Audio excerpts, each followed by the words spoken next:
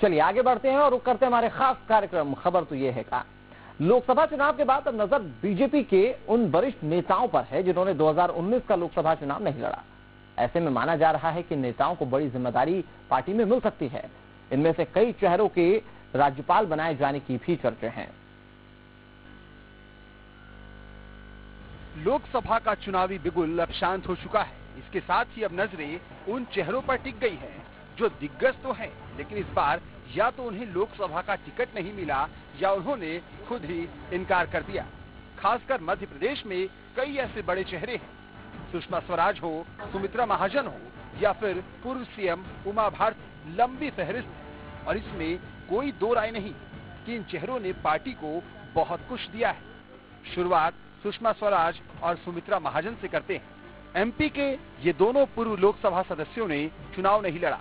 पहला नाम लोकसभा की पूर्व स्पीकर सुमित्रा महाजन का है, दूसरा नाम पूर्व विदेश मंत्री और विदिशा से सांसद रही सुषमा स्वराज का है। 75 के फॉर्मूले के कारण सुमित्रा महाजन का टिकट कटना तय था, तो सुषमा ने खराब स्वास्थ्य के कारण चुनाव लड़ने से खुद ही इनकार कर दिया था। ऐसे में इन दोनों को कोई बड़ा संवैधानिक पद दिए जाने के कयास है। इसके अलावा एमपी में दो चेहरे और हैं जो मध्य प्रदेश के मुख्यमंत्री भी रह चुके हैं और अब मेन स्ट्रीम पॉलिटिक्स से लगभग दूर हो रहे। जी हाँ, बाबूलाल गौर और उमा भारती ये वो दो नाम हैं जिनकी आगे भूमिका को लेकर कई तरह की अटकलें हैं। 2018 के विधानसभा चुनाव में बाबूलाल गौर को टिकट नहीं मिला था। लोकसभा में उन्होंने भोपाल से इच्छा जताई, लेकिन उम्र फिर आड़े आ गई। गौर वरिष्ठ नेता है और एमपी के सीएम भी रहे। सक्रिय राजनीति से रिटायरमेंट के बाद पुनर्वास की जुगाड़ में है। मध्य प्रदेश की पूर्व सीएम उमा भारती ने भी इस बार चुनाव नहीं लड़ा। उमा फिलहाल बीजेपी की राष्ट्रीय उपाध्यक्ष है। माना जा रहा है कि उमा को भी अहम जिम्मेदारी सौंपी जा सकती है। मध्य प्रदेश से एक और नाम है जो वैसे तो ज्यादा सुर्खियों में नहीं रहते, लेकिन कद के मामले में वो संगठन में कम कद्दावर नहीं। बात सत्यनारायण जटिया की। 72 साल की सत्यनारायण जटिया फिलहाल राज्यसभा में है। 11 महीने बाद सत्यनारायण जटिया का कार्यकाल खत्म हो रहा है। सत्यनारायण जटिया अनुसूचित जाति वर्ग से आते हैं। सत्यनारायण जटिया को संघ का भी करीबी माना जाता है। ऐसे में जटिया को भी किसी राज्य का गवर्नर बनाया जा सकता है। इसके अलावा और भी चेहरे हैं जिनका लोकसभा में टिकट काट दिया गया, लेकिन वो संगठन के लिए काम करते रहे। ऐसे में अब बीजेपी को उन्हें भी कहीं ना कहीं एडजस्ट करना होगा। पूर्व प्रदेश अध्यक्ष और केंद्रीय मंत्री रहे विक्रम वर्मा अहम भूमिका से बाहर हैं। रघुनंदन शर्मा और ज्ञान सिंह को भी सियासी पुनर्वास की दरकार है।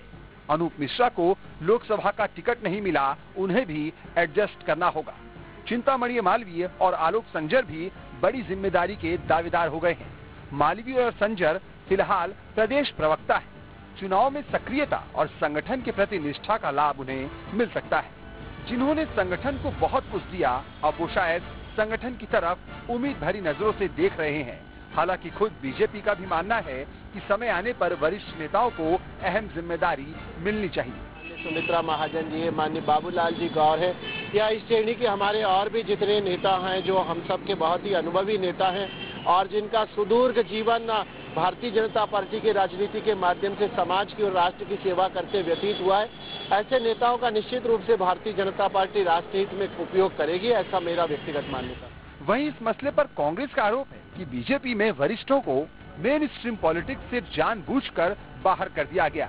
ऐसे में अब डैमेज कंट्रोल के लिए पार्टी उन नेताओं को कोई पद देकर शांत कर सकती है। जो भी जनता से जुड़े हुए नेता थे उनको मेन स्ट्रीम पॉलिटिक्स से अलग किया गया, बहुतों के टिकट काटे गए। फिर अब उनको मेन स्ट्रीम पॉलिटिक्स से अलग कर दिया है, तो कहीं ना कहीं कुछ ऐसे पद देके उनको राजनीतिक संन्यास और वनवास की ओर ले जाया जाएगा। बहरहाल बीजेपी हो या कांग्रेस या कोई अन्य पार्टी, सभी में यह परंपरा रही है कि सक्रिय राजनीति से दूर होने के बाद वरिष्ठ नेताओं को किसी संवैधानिक पद पर एडजस्ट किया जाए।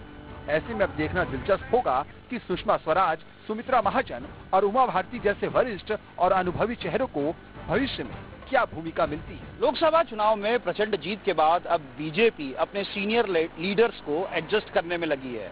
जहां सुषमा स्वराज ने चुनाव लड़ने से इनकार कर दिया था, वहीं सुमित्रा महाजन ने एक पत्र लिखकर अपनी नाराजगी जाहिर की थी। वही बाबूलाल गौड़ और ऐसे तमाम वरिष्ठ नेता हैं जिनकी वरिष्ठता के आधार पर पार्टी को उन्हें उचित जगह मुहैया करानी है। अब देखना दिलचस्प होगा कि पार्टी इन रूठों और वरिष्ठ नेताओं को एडजस्ट करने में कितना कामयाब हो पाती है।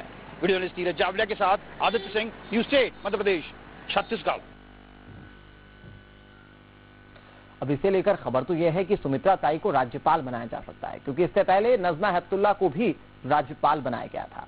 इधर पूर्व विदेश मंत्री सुषमा स्वराज को भी लेकर इसी तरह की कुछ अटकलें लगाई जा रही हैं।